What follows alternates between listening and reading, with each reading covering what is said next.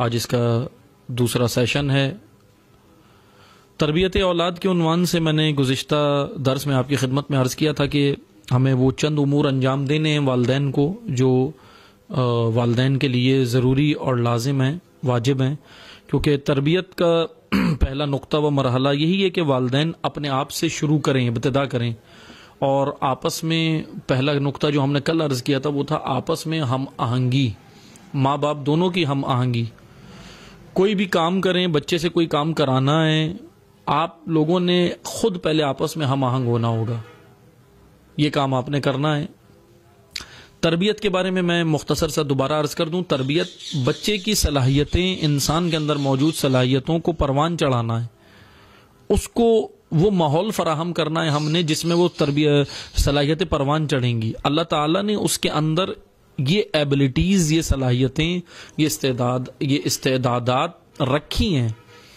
باہر سے ہم نے صلاحیتیں ڈالنی نہیں ہیں، یہ اللہ نے ایسے نہیں خلق کیا بچوں کو یا انسانوں کو۔ جیسے میں آپ کو مثال دوں، ہم جانوروں کو باہر سے سکھاتے ہیں، ہنکاتے ہیں، جانور تربیت یافتہ نہیں ہوتا۔ جیسے ہم بندروں کو، بندر جو عمل انجام دے رہا ہوتا ہے ہم کہہ دیتے ہیں نا بہت تربیت یافتہ ہے، بندر اٹھتا ہے، بیٹھتا ہے، آواز کے اوپر وہ عمل انجام دیتا ہے، وہ تربیت نہیں ہے، وہ کرتب ہے، وہ آپ نے کچھ اس کو باہر سے ڈالا ہے، کچھ سکھایا ہے۔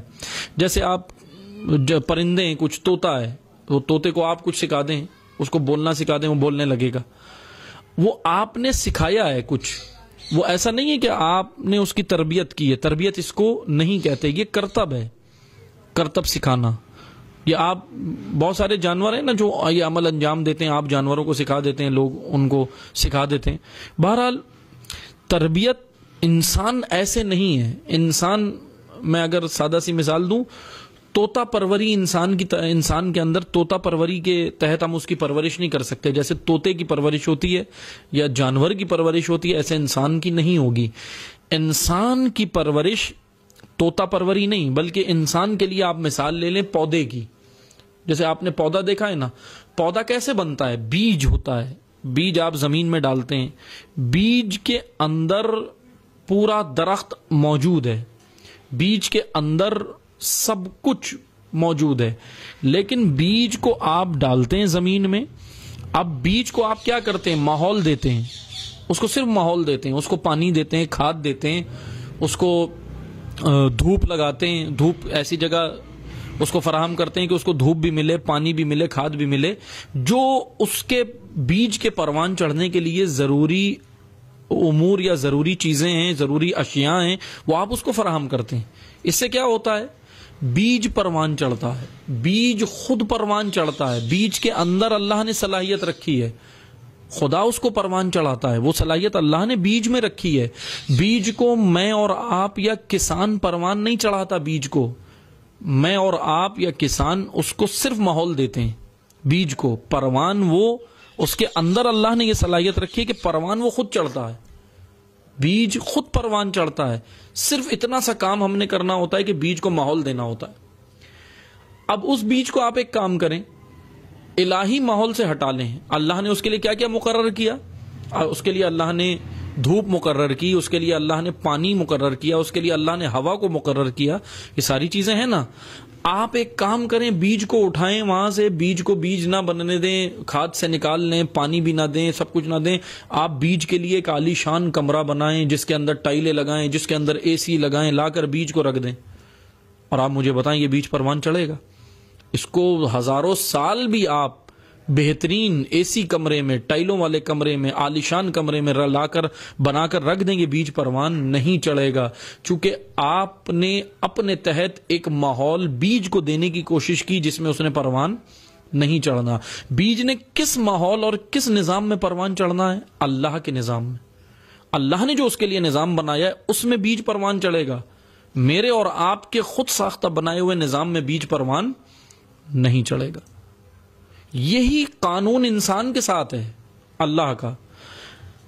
میں آج اس وقت مغرب نے، یورپ نے، جتنے بھی لوگوں نے قانون پیش کیے ہیں، بعض اس میں سے قانون درست ہیں لیکن بعض درست نہیں ہیں تربیت کے حوالے سے۔ لیکن جیسے میں آپ کو بتاؤں فرائیڈ کا نظریہ، بہت بڑا فیلسوف گزرا ہے مغرب کا، فرائڈ.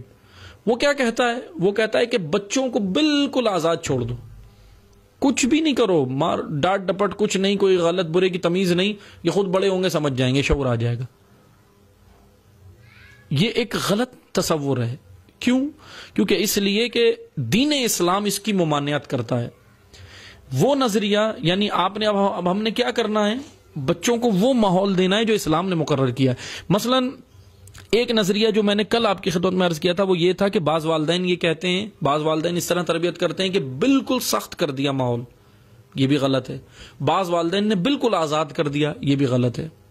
آپ نے بچوں کے ساتھ پہلا کام یہ کرنا ہے والدین نے، اب یہ تربیت کے میں کچھ اصول بتا دوں.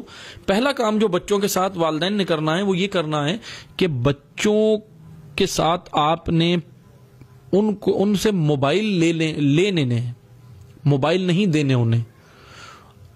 آج کے عصر میں یہ چھوٹے بچوں کو جو ہم نے موبائل تھما دیے، لیپ ٹاپ تھما دیے، دیگر یہ چیزیں تھما دی، ٹیبلیٹس دے دیے، یہی سب سے بڑا جرم والدین خود بچوں کے ساتھ کر رہے ہیں. آپ نے کیوں ان کے ہاتھ میں موبائل دے دیا؟ ابھی اس کو کیا ضرورت ہے؟ ابھی اس نے کیا کرنا ہے؟ بے تربیت کے ہاتھ میں آپ جو بھی اوزار دیں گے، بے تربیت کو چھوٹے بچے کے 5 سال کے بچے کے 3 سال کے بچے کے ہاتھ میں آپ چھری دیتے ہیں. کیوں نہیں دیتے؟ دے دیں ہاتھ میں. آپ کو پتا ہے کہ یہ نقصان کر دے گا، کسی اور کا نہیں، اپنے مار لے گا. بے شعور ہے. آپ کو پتا ہے کہ یہ اپنے بدن کو چھری سے نقصان پہنچا سکتا ہے. عزیزان محترم، یہ اس موبائل سے، اس کے غلط استعمال سے اپنی روح کو نقصان پہنچائے گا، اپنی صلاحیتوں کو نقصان پہنچا لے گا. پہلا کام یہ کریں کہ موبائل ان سے لے لیں. والدین پہلا یہ کام یہ کریں. چھٹیاں ہیں آپ گھر میں، جیسے میں نے کل عرض کیا تھا کہ مائیں خود پہلے یہ بچوں کے سامنے یہ واٹس ایپ اور یہ چیزیں یہ چھوڑیں پہلے. اس کے لیے البتہ اب بعض یہ کہیں کہ جی کام کی چیزیں ہوتی ہیں، کیا لوگوں سے رابطے نہ کریں، بالکل کٹ جائیں. نہ، بالکل رابطہ کریں. واٹس ایپ ہے یا دیگر چیزیں، سوشل میڈیا ہے، آپ نے اس میں کرنا ہے، کنیکٹ لینا ہے، لیکن اس کے لیے آپ اپنا ایک وقت مقرر کریں. 24 گھنٹے میں سے اگر 12 گھنٹے آپ جاگ رہے ہیں، 18 گھنٹے 20 گھنٹے آپ جاگ رہے ہیں، تو پورا اگر 18 گھنٹے آپ موبائل کو دیں گے تو کیا حالت ہوگی؟ بچہ کیا لے گا؟ یاد رکھیں گے. میں نے حدیث دوبارہ میں اس کا ترجمہ کر دیتا ہوں جو حدیث میں روزانہ آپ کی خدمت میں پڑھ رہا ہوں. امام صادق علیہ السلام کہتے ہیں کہ اگر تم نے لوگوں کے معلم بننا ہے تو کیا کرنا ہے؟ اپنی زبان نہیں، کردار سے.